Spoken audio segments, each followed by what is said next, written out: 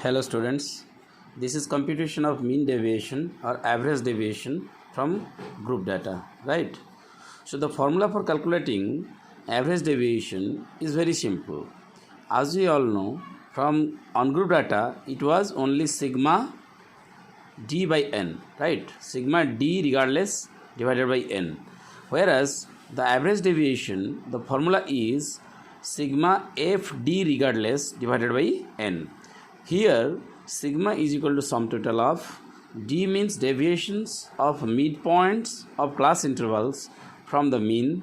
Thus d is equal to x minus mean. X means midpoint and m means mean. So x is subtracted from mean gives us the deviation. F means the frequencies of the class intervals. FD means the multiplication of F scores with that of D scores. F means the frequency is to be multiplied with the D scores that is being found out. Then FD regardless is FD scores regardless of signs, means regardless of plus and minus. Here signs means plus and minus. Sigma FD means sum total of all the FD regardless scores, means sum total of all the FD regardless scores without any signs. Now going further, the steps for calculation. So first of all, what you have to do, there will be like this, okay, class interval and frequency is given like this. So what we have to do is that first we have to calculate mean by long method. Always do remember that while calculating average deviation or mean deviation, because we are going to calculate mean deviation, the deviations of the scores from the mean of that particular distribution. Therefore, when we are going to calculate the mean deviation, the first step is to calculate the mean by long method, not by short method. Okay, why long method? Because we need to have midpoints. In short method, we do not go for calculating midpoint. Therefore, it is easy to calculate in one way. So first calculate mean by long method.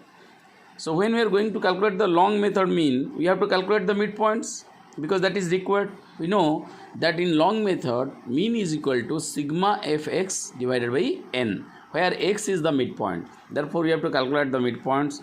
Then we have to calculate the deviations of midpoints of each class interval from the mean, that is d is equal to x minus n. Then we have to go for step 4, multiply the frequency of each of the class interval with the corresponding deviation to get FD scores. Then step number 5, find out FD regardless of signs and put it in a separate column. We have to put it in a separate column. Step number 6, add all the FD scores to get sigma FD regardless, right? This sign is regardless and put the formula. Let us find out. See what we first do in this particular example. Here the example is given like that: compute average deviation from the following data. So data like class intervals and frequencies are being given. N is equal to 30. Number of cases is 30. So step number 1 is first we have to calculate the mean by long method. We know mean by long method is sigma fx by n, right? यहाँ में लिखा हुआ है ना, mean is equal to sigma fx by n. So that is why we have to calculate x. X means midpoint. And how this midpoint is calculated? 50 plus 54 divided by 2 is equal to, it gives us 52. How? 50 plus 54, 114. 114 divided by 104. Sorry, 50 plus 54 is 104. 104 divided by 2 is equal to 52. So all these scores are there. You see 20 to 24. 20 plus 24 is equal to 44 divided by 2 is equal to 22. So in this way we have calculated the midpoints. Then we have calculated the fx, means frequency with that of the x scores. 52 1s are 52, 47 3s are. We get all these things. Then after getting all these things, we have add all the fx scores to get sigma fx, that is 1100. Then we found out the mean. See, we find out the mean. Mean is equal to sigma fx, that is 1110 divided by 30. 1110 divided by 30 gives us 37. So 37 is the mean.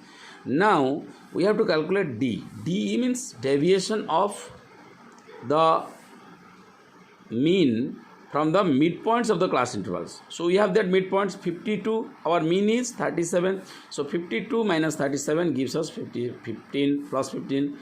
47 minus 37 gives us plus 10. 42 minus 37 gives us plus 5. 37 minus 37 gives us 0, right?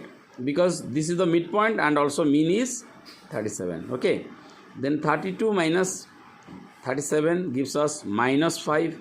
27 minus 37 gives us minus 10. 22 minus 37 gives us minus 15. So all these are D scores. Then the next step is we have to multiply these D scores with that of the F here, frequency. So when 15 is multiplied with 1, it gives us plus 15, right?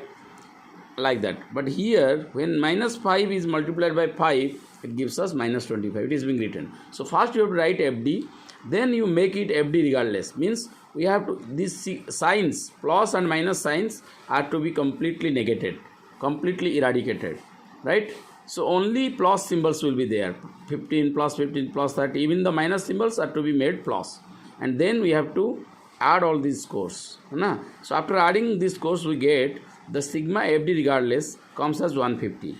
So after getting that, we know the average deviation is sigma FD regardless divided by n. Therefore 150 divided by 30 gives us 5. So average deviation is equal to 5 here. Okay.